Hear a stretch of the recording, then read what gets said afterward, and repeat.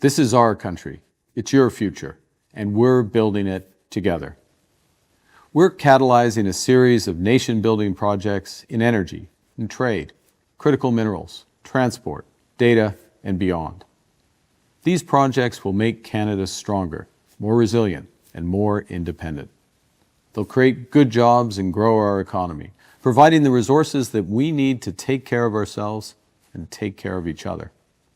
And to make sure that all Canadians can share in these benefits, we're creating the Canada Strong Fund, Canada's first sovereign wealth fund. The Canada Strong Fund will invest alongside the private sector in nation-building projects to create wealth for Canadians today and our kids tomorrow. And if you have a bit of extra money, we'll make it easy for you to invest in the fund to help build Canada Strong for all. Canadians are choosing to buy Canadian, to explore Canadian, and build Canadian, because it's our country, and we're building our future together. 40 million tons. That one number could change everything. Canada just grew more wheat than ever before, and now, as the trade fight gets serious, that wheat may become a secret weapon. While the US thought it had control, Canada is quietly getting stronger, and what happens next could shock everyone watching. That is what Canada produced in wheat last year, a record-breaking harvest, the largest in the country's history. And right now, as the CUSMA review approaches its July 1st deadline and the trade war enters a new and legally complicated phase, that number is quietly becoming the most powerful card on a table that Washington thought it controlled entirely. Something happened this week that barely made the news cycle, buried under tariff percentage announcements and political rhetoric from both capitals. Canada's Prime Minister stood in front of cameras and said 5 words that changed the dynamic of the entire negotiation. The United States will not dictate terms. And if you live in Canada, or if you purchase food anywhere in North America, what those 5 words set in motion affects you directly.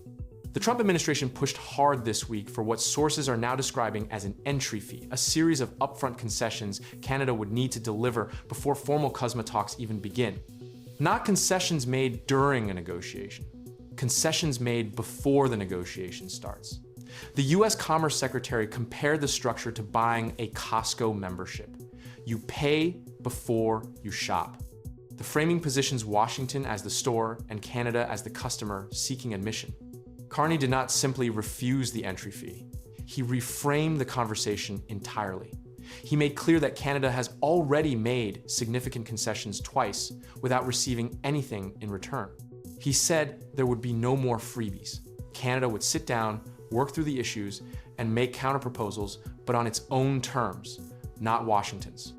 That posture, delivered publicly and in both official languages at a Parliament Hill press conference, is not the response Washington was expecting from a country that US officials have repeatedly described as having very few cards. The wheat is where this story goes, somewhere most coverage has not followed. Canada is not simply a large wheat exporter. It is the world's 3rd largest wheat exporter, and it exports a specific variety that the world needs in a way that volume statistics alone cannot capture. High-protein, hard red spring wheat, the kind used for bread flour and Canadian durum wheat, which dominates the global pasta supply chain, are not commodities that importing nations can seamlessly replace with Russian or Australian alternatives.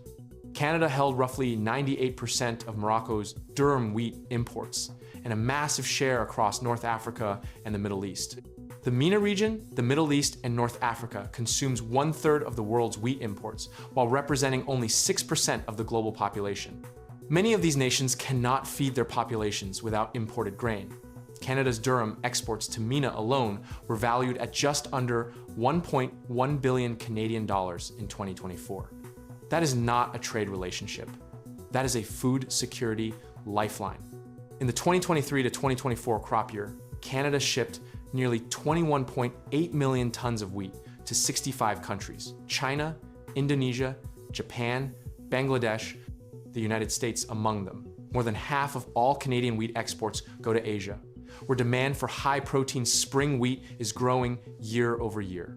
Canadian wheat competes on quality rather than price, which gives it a market position that is structurally different from lower-cost alternatives. When Washington applies tariff pressure to agricultural supply chains, it is not simply playing economic hardball with a trading partner.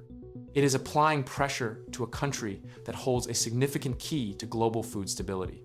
The question nobody in Washington appears to be asking publicly is what happens if Canada decides to redirect that grain to alternative buyers. The legal architecture underlying Washington's tariff strategy sustained a significant blow that received less coverage than it deserved. In February 2026, the US Supreme Court struck down the IEEPA tariffs, the legal foundation Trump had used to impose his sweeping trade measures against Canada, Mexico, and the rest of the world. The ruling was 6-3. Chief Justice Roberts, joined by justices across the ideological spectrum, wrote that the International Emergency Economic Powers Act does not give the president the power to set tariffs.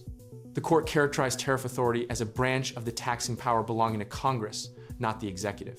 The Tax Foundation estimates that over $160 billion in tariffs were collected illegally under IEEPA. More than 1,000 companies had filed for refunds before the ink on the ruling was dry. The administration moved quickly. Within hours, Trump signed a new proclamation imposing tariffs under Section 122 of the Trade Act of 1974.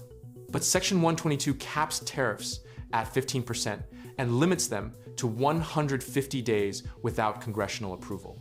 Legal experts, including conservative commentators, are already arguing that the conditions required for Section 122 do not exist. 24 states have filed a lawsuit challenging the replacement tariffs. The legal foundation underneath the entire tariff structure is cracking at the same moment Carney is refusing to negotiate under pressure from it. Canada's trade data tells a story that diverges significantly from the conventional narrative of a country cornered by its largest trading partner. Canada's merchandise exports to countries other than the United States surged 24.8% in a single month in March 2025, the second largest monthly increase in recorded history. At the same time, exports to the US fell 6.6%, the sharpest decline since the pandemic. Energy exports to non-US countries rose 22.3% to $28.8 billion in 2025. Non-US merchandise exports were up 17% year over year through January 2026. Canada now holds 15 free trade agreements with 51 countries, membership in the CPTPP providing preferential access across Asia and the Pacific, and the CETA framework with the European Union. The 2025 federal budget committed to doubling non-US exports by 2035, targeting $600 billion. These are not aspirational projections. They're funded, staffed, and producing measurable results already. The causality of what the tariffs have produced is worth stating carefully because it is the opposite of what Washington intended. The tariffs created friction in Canada-US trade. That friction reduced Canadian exports to the United States by 16.7% from March to December 2025. That reduction forced Canadian businesses to find new buyers.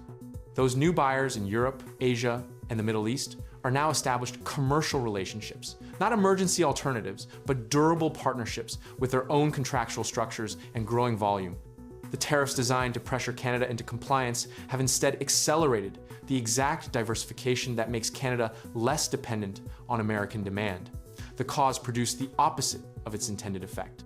The Bank of Canada and Statistics Canada data through 2025 presents a picture of resilience rather than collapse. Canada posted its first per capita GDP increase in 3 years. The unemployment rate moved broadly sideways rather than spiking. Net foreign direct investment turned positive for the first time in more than a decade. The Canadian economy bent under tariff pressure. It did not break. And in sectors critical to the trade war energy, critical minerals, grain, it adapted faster than most analysts predicted. On the American side, the economic signals have been moving in the opposite direction. Consumer sentiment dropped to 50.8 on the University of Michigan Index, the second lowest reading since records began in 1952. Federal Reserve research estimates that tariffs have already raised core goods prices by 3.1% through February 2026.